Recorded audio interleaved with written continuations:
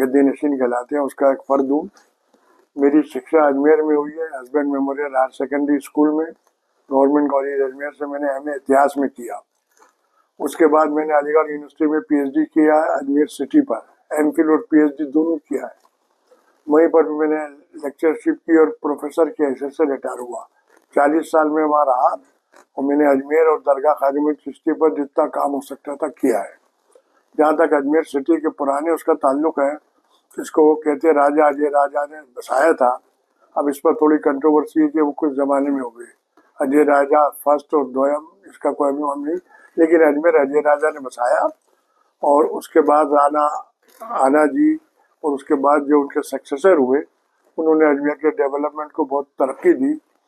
और जब यहाँ पर मोहम्मद गौरी आया तो उसकी किताब है हसन निज़ामी ने लिखी ताजुल मासिर, उसने इतनी अजमेर की तारीफ की है कि मैं बयान नहीं कर सकता, पढ़ने वाले पढ़े उसको, कि अजमेर कितना खूबसूरत, कितना शानदार, कितना हवादार, कितना आब हवा का शहर था। जहाँ तक ख्वाजा मोइनुद्दीन चिश्ती का सवाल है कि आप कब आए, इस पर बड़ी बहस है, जिसमें कुछ लोगों का अपना नज़रिया है। लेकिन ये फैक्ट है कि ख्वाजा साहब 1192 और 91 से पहले अजमेर आए पृथ्वीराज के ज़माने में। और एक बात और बताता चलूँ कि शुरू में आपके पृथ्वीराज से ताल्लुकात बहुत अच्छे थे, जिसको पृथ्वीराज रासों में लिखा गया है। ये जिस रेफरेंस में इसलिए दे रहा हूँ, पढ़ने वाले उसको पढ़ेंगे, मैंने लिखा भी अपनी किताब में सारी चीज़ें। खैर, तो बहरहाल चिश्तिया सिलसिला जो चिश्त से एक अफगानिस्तान में जगह है, वहाँ से शुरू हुआ और ख्वाजा साहब इसको हिंदुस्तान में लाए। ये वो ज़माना था जबकि दुनिया के दूसरे इलाकों में आपसी जंग और लड़ाइयों की वजह से पीसफुल माहौल नहीं था। हमारे हिंदुस्तान में उस वक्त तक माहौल था जिसके तहत ख्वाजा साहब यहाँ आए। और यहाँ आने के बाद में आपने सूफीज़म, जो इस्लाम का या तमाम मानवता का एक बहुत बड़ा कहने चाहिए धर्म कह लें या कल्ट कह लें या वो कह लें, उसमें आपने यहाँ लोगों के साथ बैठ के वो किया और लोगों को दुनिया के रास्ते से हटाकर उस रास्ते पर भी चलाया जिसमें आत्मा को शांति मिले, मानवता हो और जिसमें भाईचारा हो। ख्वाजा साहब के अजमेर आने के बाद जब आपका देहांत हुआ और आपका यहीं पर आपको दफनाया गया, तारीख की तमाम किताबों में यही कि जहाँ आप से रात को बैठ के इबादत करते थे वहीं आपका मज़ार बनाया गया है। उसके बाद दरगाह का डेवलपमेंट हुआ, जैसे जैसे लोग आते गए अपने अपने हिसाब से, अपनी अपनी श्रद्धा के हिसाब से दरगाह में आते थे, अपना चढ़ावा भी देते थे। और बड़े लोग जो थे वो अपने हिसाब से अपने नाम से बिल्डिंगें बनाते थे। सबसे पुरानी बिल्डिंग सुल्तान मांडू के ज़माने से बनाई गई है और दरगाह का गुम्बद और कहते मज़ार भी उसी ज़माने में बना। लेकिन यहाँ तक मैंने देखा आप इंसान, मैंने उसको लिखा भी है, एक बिल्कुल निरा देहाती इंसान धूल में हटा हुआ, जिसकी डांग भी धोती भी ऊपर थी, ढंगे से दोनों हाथ जोड़े आया हमारे दरगाह के नौजवान बच्चों में। किसी ने कहा हे बाबा लांग नीचे करो और सर ढको, उसने बड़े अदब से लांग भी नीचे की, सर भी ढका, बिल्कुल अनपढ़ देहाती नीचे आप कहिए, रफ एलिमेंट मुझे नहीं कहना चाहिए। उसने आगे बढ़ के हाथ जोड़े तो जो जुमला कहा वो मेरे लिए जुमला जो है ना वो हिस्ट्री बन गया। उसने उस बच्चे से कहा कंवर जी बाप जी मारोली आया था, थारोली नहीं आया था। ये कन्विक्शन जो है ना कि ख्वाजा साहब हमारे लिए आए थे, और आज तक ये प्रूफ हो रहा हो कि ख्वाजा साहब की दीन से कि ख्वाजा साहब इतना उनको नवाजते हैं, इनका उनकी मनोकामनाएं पूरी करते हैं कि उनके दिल दिमाग में कभी बात ही नहीं आती कि यहाँ कुछ दूसरी बात है। तो लिहाजा मैं बार बार यही अपील कर रहा हूँ कि इस माहौल में उन लोगों को सामने आना चाहिए जिनकी ख्वाजा साहब से श्रद्धा हो, वो किसी भी मजहब धर्म के हो। और इस वक्त हमें महसूस कराना कि भाई हमें ख्वाजा साहब से लगाव है, उनसे उनके पैगाम से लगाव है। अब बताइए ख्वाजा साहब का कोटेशन है, आप मैंने लिखा है इसको कि आपने फरमाया कि अल्लाह के नज़दीक या मालिक के पास सबसे ज़्यादा प्यारा वो होता है जिसमें सूरज की शफकत, ज़मीन की तवाज़ो और दरिया की सखावत हो। बड़ी अच्छी बात है, वो होना यही सूफियों का मैसेज यही है। मगर ख्वाजा साहब ने दरिया, सूरज और ज़मीन की रेफरेंस क्यों दिया, ये सोचने की बात है। क्यों? ये तीनों चीज़ें हमारे हिंदू धर्म में जो है बड़ा मान सम्मान रखती है, सूर्य देवता, दरिया गंगा और मातृभूमि ज़मीन। तो उन उसमें जो खूबियाँ वो पैदा करनी चाहिए, इस धर्म की बात को भी उन्होंने इस तरह अपना के दिया है। तो बहरहाल मेरा कहना यही है कि इस वक्त जो सूरत हाल है उसमें भी सब करना चाहिए। और बाकी आने वाले दौर में जो कोर्ट के मामले हैं अल्लाह वाली के, और मैं एडमिनिस्ट्रेशन से भी अपील करता हूँ इस सिलसिले में हमारी गवर्नमेंट को भी कुछ इसमें करना चाहिए, क्योंकि कभी वह कभी یہ معاملات کئی چیزیں ہمارے سامنے ہیں، معاملہ سمجھ میں نہیں آ رہے ہیں کہ بھائی جب 1991 کے ایکٹ کے بعد اور 47 کے ایکٹ کے بعد یہ طے تھا کہ آپسی معاملات ہوں گے، اور ایک صاحب نے بڑی اچھی بات کہی، میں نے اس دن ٹی وی میں دیکھا، نام یاد نہیں آ رہا، کہ بھائی جو اوپر والا کر گیا اس کے ذمہ دار یہ موجودہ دور کے لوگ تھوڑی ہیں، ہم تو آپ کے ساتھ ہیں، بیٹھتے ہیں، اٹھتے ہیں۔ ایک بابری مسجد کا کیس تھا، چلیے فیصلہ سارے فیکٹس کو مانتے ہوئے بھی چندر صاحب نے دیا کہ بھائی ان کو دے دی جائے، یہ سوچ کر ہم لوگ بھی تمام خاموش تھے کہ ایک مسئلہ حل ہو گیا، شانتی سے رہیں گے، خوشحالی سے رہیں گے۔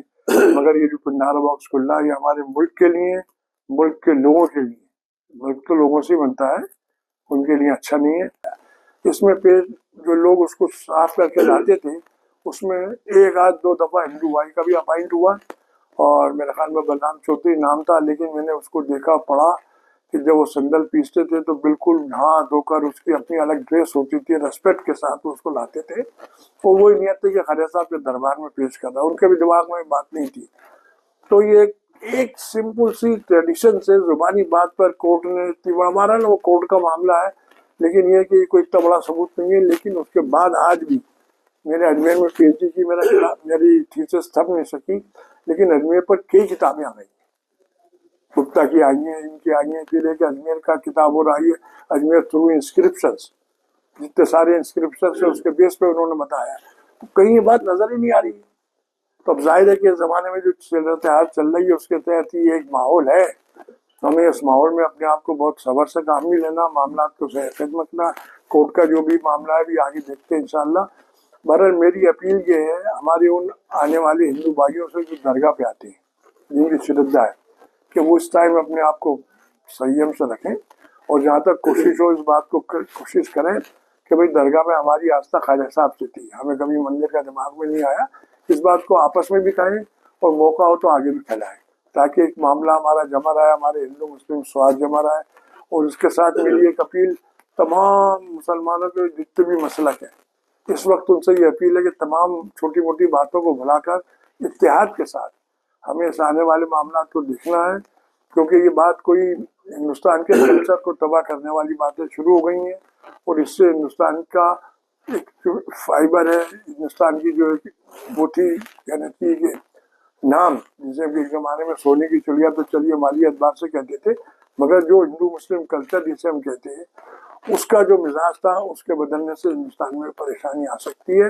اور میں اپیل کرتا ہوں ایڈمنسٹریشن سے بھی، اور تمام ہمارے جو اس وقت وہ ہیں ہندوستان کے مالک بنے ہوئے، کہ بھئی ایسے معاملات کو آپ بہت جلدی کسی ایکٹ کے تحت 1991 کے ایکٹ میں، مجھے اس پہ بھی حیرت ہے کہ ہمارے جسٹس چندرچوڈ نے کس طرح اس بات کو مانتے ہوئے کہہ دیا کہ سروے سے کوئی فرق نہیں پڑتا ہے، سروے سے دیکھیے کتنے فرق پڑتا ہے، سروے کا نتیجہ کیا ہوا ہے؟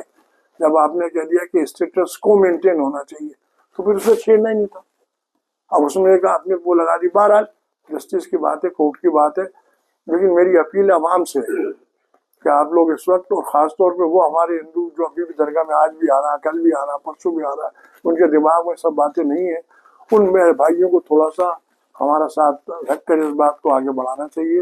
دونوں کے مسیح ہیں، محی الدین چشتی اس وقت میری مدد کی تھی، تو یہ کہ ان کا شرط تھی، آستھا تھی، کبھی ذہن میں اس طرح کی بات نہیں آئی ہے۔ مولانا پرتاپ، جے سنگھ، جسونت سنگھ، کوٹا مولی کے کئی میرے پاس تو وہ آپ پڑھیے کبھی آرٹیکل جسے پڑھنا ہو وہ پڑھیں، اور دیکھیں کہ کس طرح اس زمانے سے لے کے آج تک ہندو بھائیوں نے، ہندو راجاؤں نے، ہندو کے تمام دھرم ماننے والوں نے خواجہ صاحب سے آستھا رکھی ہے، اور آج سے نہیں بلکہ پرانے زمانے سے فیکٹ ہے کہ آنے والوں میں 75%، 76-80% آنے والے نان مسلم تھے، اور ان کی شرادی تھی، اور انہوں نے وہ ساری چیزیں مانی جو درگاہ میں ادب کے تحت ہوتی ہیں، ننگے سے نہیں جائیں گے تو وہ بھی نہیں جائیں گے، بہت ساری باتیں جس میں میرا ریچول پہ بھی آرٹیکل ہے۔ تو اتہاس تو اجمیر کا یہ رہا۔ میرا بھی ایک کتاب آئی ہے، پروفیسر یعقوب علی خان نے اس کو ایڈٹ کی ہے، ریجنل ہسٹری آف انڈیا میں، میرا پورا آرٹیکل اجمیر سٹی میں چھپا ہے، کس طرح اجمیر شروع زمانے سے لے کے اور آج تک ڈیولپ ہوا۔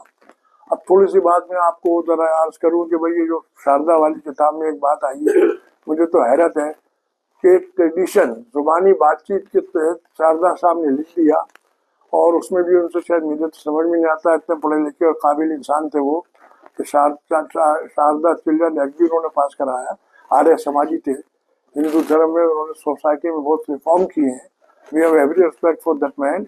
मगर उन्होंने किस तरह के जोर में बात लिखी, जैसा वो जो मंदिर संदल चढ़ता हुआ हिंदू, बात यह है कि देखिए दरगाह के कई मामलों में हिंदुओं का हमेशा मामला रहा, आज भी रहा।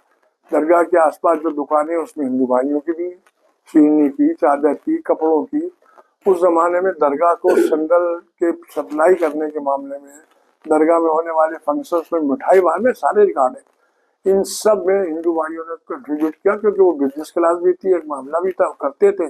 और कभी कभी तो ये हुआ कि बरसों और महीनों जो है पेमेंट देर से हुआ तो उन्होंने कोई एतराज नहीं किया, लेकिन रेस्पेक्ट भी थी और कारोबार भी था।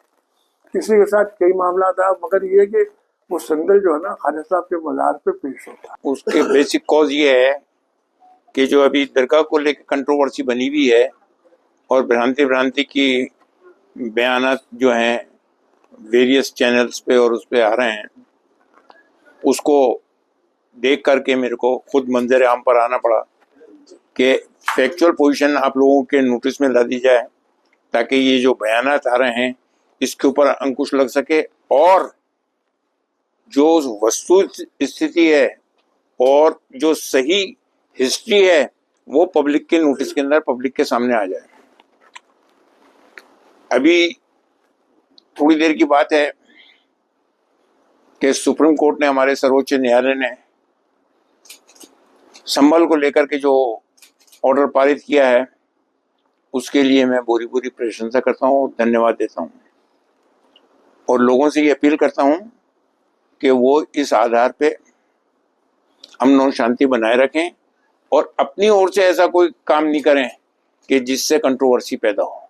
हमारे पास लीगल अधिकार हैं, हम कोर्ट में जाएं, देख लो कोर्ट ने हमारी बात को माना, एक्सेप्ट किया और ऑर्डर पारित किए हैं। इसी तरह से अजमेर की दरगाह के सिलसिले के अंदर जो ये कंट्रोवर्सी की गई है कि हरबिलास शारदा साहब की किताब है,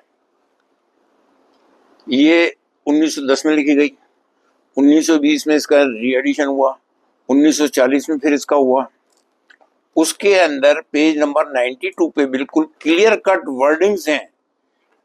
हरबिलास शारदा साहब हिस्टोरियन नहीं है, नंबर एक, वो एक एजुकेटेड आदमी थे। उन्होंने अपनी नॉलेज के हिसाब से जो उनके जानकारी के अंदर आई उस वक्त, कब, 1910 में, उसके अंदर बिल्कुल क्लियर कट ये दिया हुआ है कि ट्रेडिशन सेज। ट्रेडिशन का मतलब क्या हुआ भाई? ऐसा कहा जाता है, ऐसा सुना जाता है, ट्रेडिशन सेज।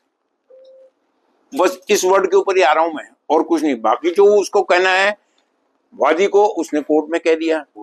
हम जो कुछ भी जवाब देंगे वो कोर्ट के अंदर देंगे और लीगल वे के अंदर देंगे। हमारे भी एडवोकेट्स का पैनल है, अजमेर का अलग है, हाई कोर्ट का अलग है, सुप्रीम कोर्ट का अलग है। हम उनसे चैनल बनाए हुए हैं, हो सकता है वो आ जाए यहाँ पर। इसी दरगाह का जो 800 साल का इतिहास है, जब गरीब नवाज रहमतुल्लाह अलैह का एक्ट गवर्नमेंट ऑफ इंडिया पास कर रही थी, एक्ट नंबर 36 1955, उससे पहले 1950 के अंदर गवर्नमेंट ऑफ इंडिया ने इलाहाबाद हाई कोर्ट के सिटिंग जज जस्टिस गुलाम हसन की अध्यक्षता में एक आयोग बनाया और दरगाह के माल एडमिनिस्ट्रेशन को लेकर के उसके ऊपर इंक्वायरी की। उसके अंदर जब उन्होंने यहाँ आकर के पूरी जानकारी ली, खोजबीन की, मालूमात की, डॉक्यूमेंट्स देखे और पुराने दस्तावेज़ की रोशनी के अंदर उन्होंने जो अपनी रिपोर्ट सबमिट की, वो गवर्नमेंट ऑफ इंडिया के पटल पे है 1950 की। ये इंक्वायरी कमेटी रिपोर्ट है, ये इसका लेना चाहे आप फोटो ले सकते हैं। इसका पेज नंबर 18 के ऊपर बिल्कुल क्लियर कट वर्डिंग्स हैं कि उस जमाने में ये सब कच्चा था। जब गरीब नवाज रहमतुल्लाह तशरीफ लाए, उस जमाने में ये कच्चा मैदान था, उसके अंदर उनकी कब्र थी। अब साइकोलॉजी पॉइंट ऑफ व्यू से आप खुद अंदाजा लगा सकते हैं कि जहां पर कब्र होगी और वो भी कच्ची, 150 साल तक आपका मज़ार कच्चा रहा, बिल्कुल भी वहां कोई पक्का कंस्ट्रक्शन नहीं था, तो उसके नीचे टेम्पल कहां से आ गया भाई? पहली चीज। दूसरी चीज के جو محمود خلجی تھے کہاں کے تھے؟ یہ ہسٹری جو ایکٹ کو چیلنج کیا گیا تھا اس کے اندر یہ پوری ہسٹری دی ہوئی ہے کہ کیا تھا وہاں پر کیا نہیں تھا، یہ کلیئر کٹ موجود ہے. اسی طرح سے جو دوسرا ابھی فروری 2002 کے اندر گورنمنٹ آف انڈیا نے JPC بیٹھائی تھی درگاہ کے اور ادر پراپرٹیز کے ایڈمنسٹریشن کے لیے، یہ کلیئر کٹ موجود ہے. 20 دسمبر 2002 کو یہ راجیہ سبھا یہ پٹل پہ رکھی ہوئی ہے. اس کے اندر جو انہوں نے اسٹوری دی ہے درگاہ کو لے کر کے، یہ پیج نمبر کس کے اوپر ہے؟ پیج نمبر 2 پہ اجمیر درگاہ کا یہ دیا ہوا ہے. اس کے اندر بالکل کلیئر کٹ دیا ہوا ہے کہ خواجہ کا مزار کیسے تھا، وہاں کوئی ٹیمپل تھا نہیں تھا، کچھ نہیں دیا ہوا. یہ جو نئی کنٹروورسی صرف ایک ہربلہ شاردا صاحب کی کتاب کو لے کر کے، ایک ورڈ کو لے کر کے کہ ٹریڈیشن سیز، ارے ٹریڈیشن سیز تو آپ یہ بھی کہہ سکتے ہو. ابھی میں جہاں بیٹھا ہوں کہ صاحب یہاں پر تو جو ہے مہادیو کا ٹیمپل تھا، تو میں کیا کر سکتا ہوں بھائی؟ آپ کی زبان کے اوپر تالا تو لگا نہیں سکتا. لیکن اس کا فیکچوئل پوزیشن جو ہے وہ ہمیں دینی پڑے گی.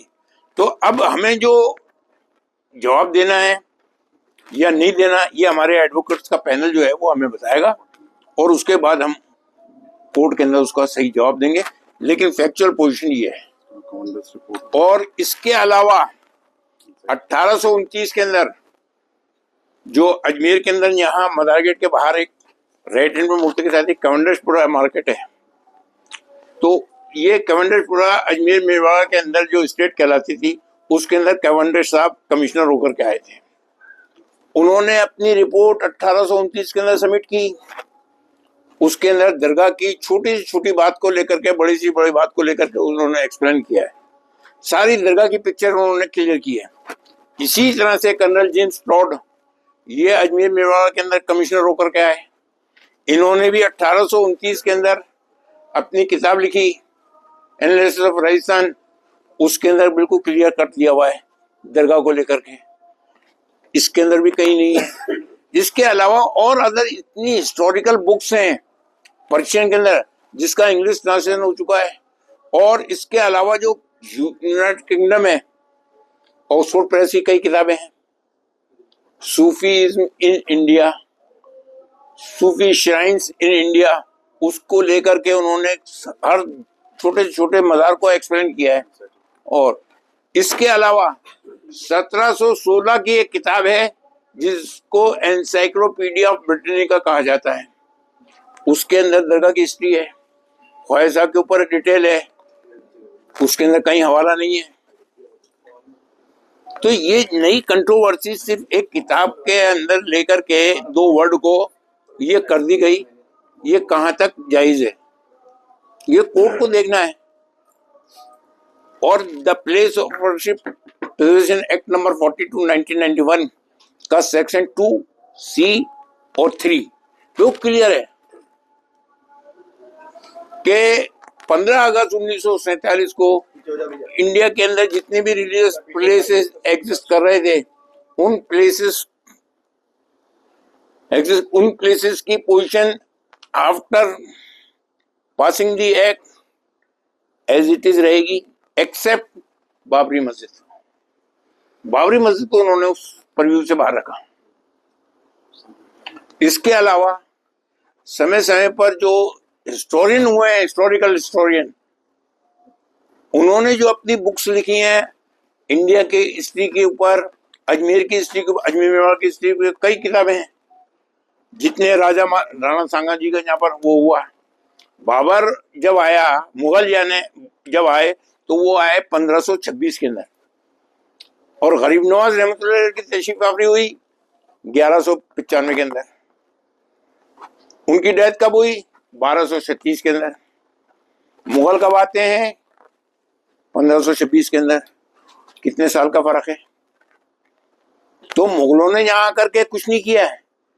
جو یہ کنٹروورسی کی جاتی ہے صاحب مغلوں نے کر دیا یا مغلوں کے ونشج ہیں تو ان ونشجوں سے بات کرو.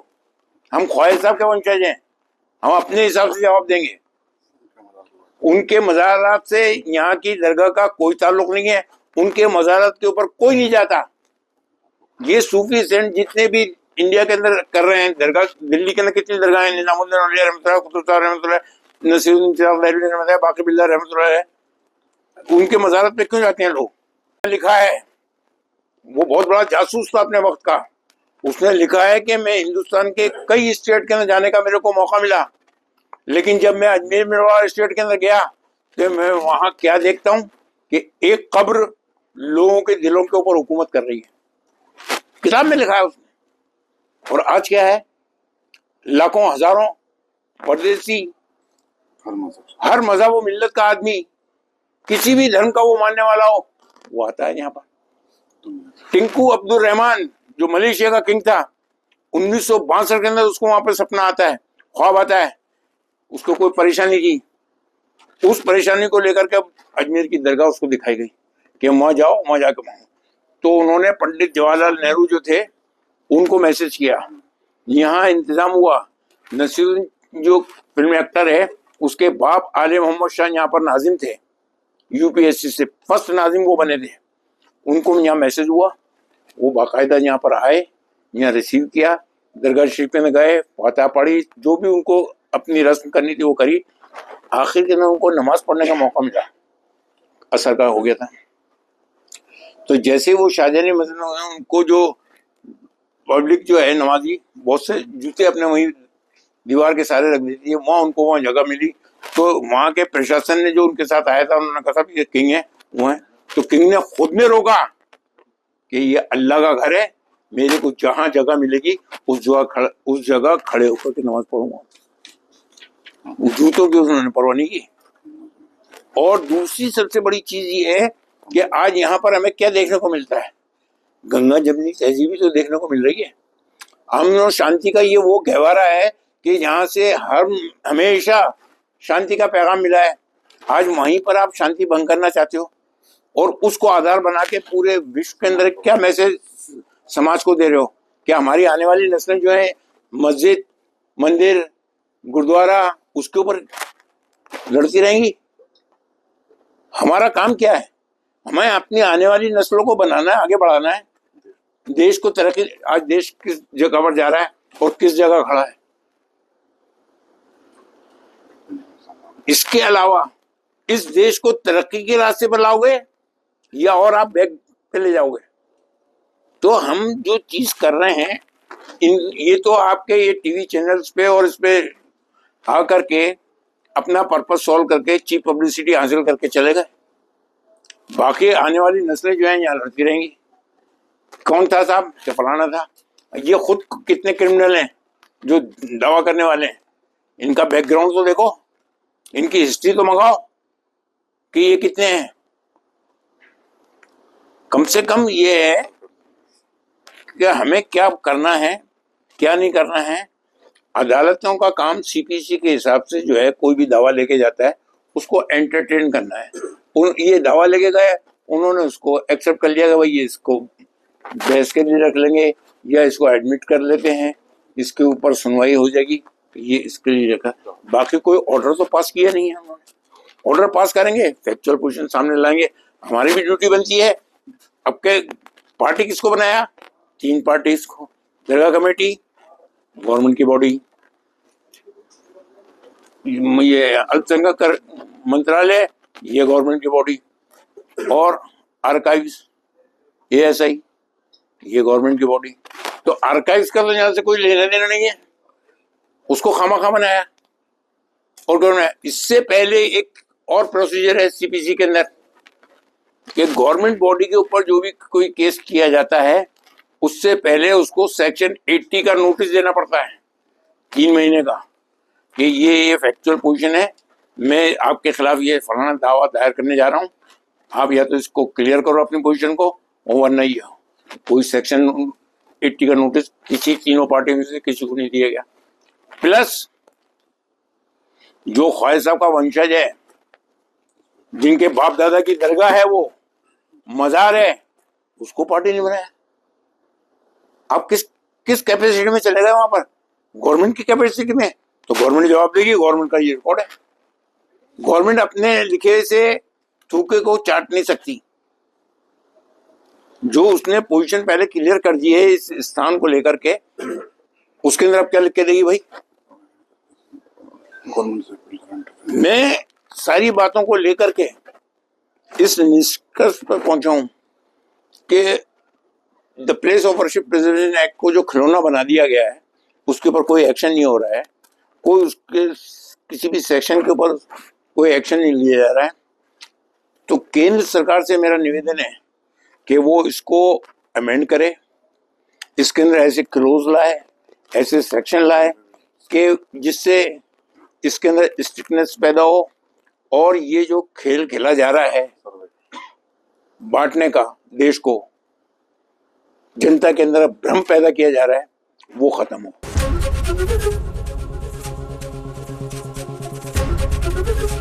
ABP گنگا, خبر آپ کی, زبان آپ کی.